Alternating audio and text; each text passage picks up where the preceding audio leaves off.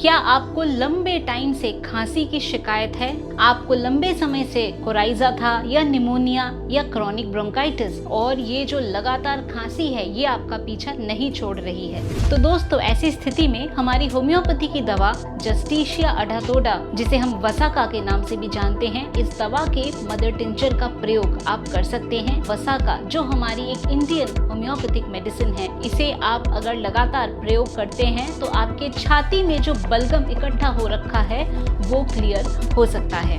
अधिक जानकारी के लिए आप जा सकते हैं मेरे YouTube चैनल पे। अपॉइंटमेंट बुक करने के लिए जाएं मेरे वेबसाइट drarpana.com पर।